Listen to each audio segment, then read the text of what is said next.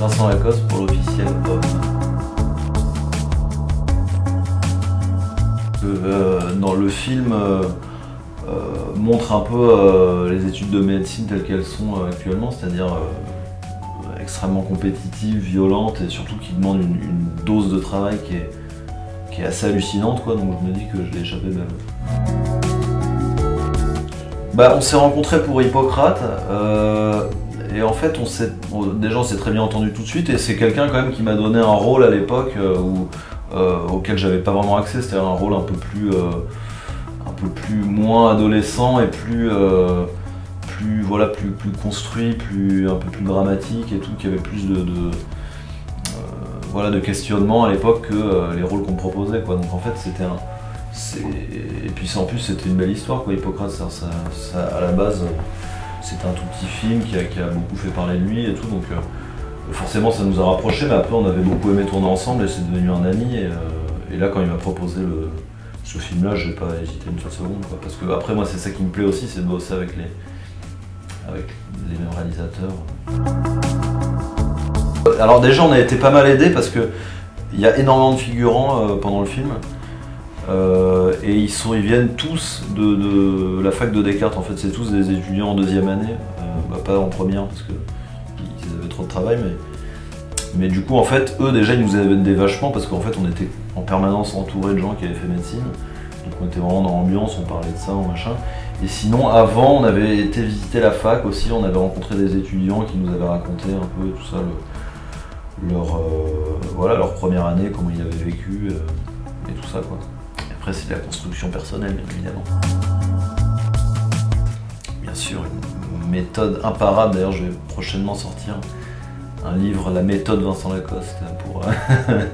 Non je plaisante, mais ma méthode non, elle consiste à apprendre son texte dans l'ordre du tournage, globalement c'est juste ça.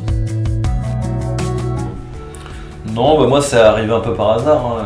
À la base je voulais pas vraiment faire de cinéma. C'est vraiment arrivé par hasard même, puisque j'étais en train de manger à la cantine, on m'a filé un papier pour passer un casting et j'ai été pris. C'était les Beaux Gosses, et en fait après j'ai tout de suite su, en le faisant, que je voulais faire ça. Mais avant moi je me disais pas je vais être acteur, quoi, c'était pas du tout un rêve. Après j'avais 14 ans donc vraiment j'étais au collège et en fait voilà, ma préoccupation principale c'était d'aller au CDI, regarder des BD érotiques, quoi, mais bon, sinon j'avais pas vraiment de préoccupation autre que celle-là, quoi. Et passer en seconde aussi. Non, c'est un métier qui est assez angoissant parce que c'est vraiment c'est précaire, quoi, c'est-à-dire que bon en fait on peut se retrouver sans boulot du jour au lendemain, quoi. Parce que moi en ce moment j'ai des propositions, mais qui sait dans 10 ans si j'en aurai toujours. Là pour l'instant ça marche bien pour moi donc c'est génial, mais en fait ce qui est angoissant c'est de se dire ça dépend tellement du désir des autres en fait, que les gens vont vous proposer des films et vous voient dans différentes situations, que là ça marche bien, mais dans quelques années peut-être que je devrais trouver un autre métier, quoi. Si je reprenais des études maintenant, ce serait plus à but uniquement d'apprendre des choses. Je vois pas vraiment les choses comme ça en fait, parce que je préfère me laisser surprendre par les choses qu'on me propose et construire des choses avec des metteurs en scène que j'aime bien, quoi. Parce que je trouve que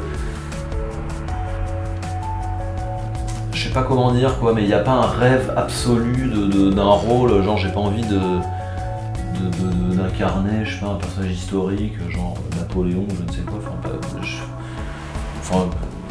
en tout cas si j'aimerais bien, mais c'est pas ça ce que je me dis dans ma tête, quoi. C'est-à-dire que moi les personnages que j'aime bien le plus et que j'aime le plus regarder, c'est par exemple, je sais pas, Bill Murray dans Lost in Translation ou même les Douanel et tout ça, et en fait c'est des choses qui sont finalement assez simples, c'est uniquement des films qui passent comme ça, un peu comme je sais pas, qui sont un peu pas effacés, mais qui ont un truc de poésie en eux, c'est ça que j'aime bien, quoi. J'aimerais bien faire un film très visuel d'humour, un peu comme Peter Sellers, comme ça j'aimerais bien.